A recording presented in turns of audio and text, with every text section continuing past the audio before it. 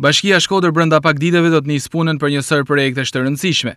Qeveria, Ministritë përkatëse dhe vetë Bashkia kanë akorduar afro 70 milion lekë të reja që kanë të bëjnë kryesisht me investime në lagjen periferike Mark Lula.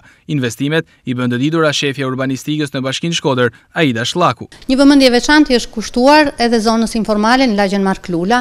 Nga buxheti i bashkisë i miratuar këtë vit kanë qenë parashikuara 2 ndërhyrje rikualifikuese në zonën në blloqet e banimit ndërmjet pallatesh në këtë zonë.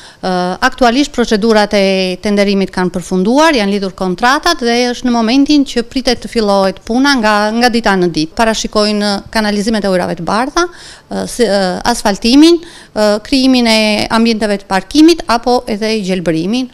Njëkohësisht nga buxheti i shtetit nëpërmjet Komitetit të Zhvillimit të Rajoneve janë akorduar rreth 23 milion lekë të reja për ndërhyrje në shërbime infrastrukturore në zonën e lagjes Mark Lula.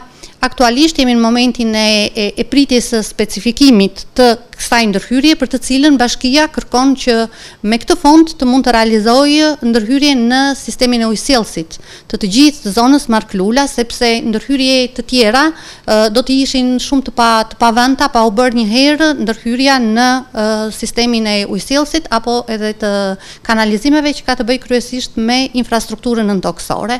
Nga Ministria e Transporteve, Drejtoria e përgjithshme e kanalizimeve, ujësjellës kanalizimeve, ka mbritur një fond rreth 38 milion lekë të reja që ka të bëjë me sistemimin e kanalizimit ujrave të bardha dhe një pjesë të ujrave të zeza mbrapa shinave të trenit. Pavarësisht reformës territoriale dhe kësaj periudhe deri në konstituimin e kryetares së re të bashkisë, Shllaku siguron se nuk sjell pengesa. Absolutisht nuk kemi neglizhuar, ne jemi të gjithë të angazhuar për të zbatuar investimet. Në fundit investimet publike janë investime që i shkojnë direkt në shërbim të qytetarit dhe nuk kanë të bëjnë me ndryshimin e kryetarit të bashkisë. Është normale që procedurat kanë afatet e tyre dhe zgjatin dhe detyrimisht që këto lloj kontratash mendoj që do firmosen nga kryetaria e re e bashkisë. Këto investime që kanë të bëjnë kryesisht me zhvillimin e infrastrukturës, synojnë të përmirësojnë jetesën për qytetarët, të cilët ndikohen drejt për drejt nga këto financime.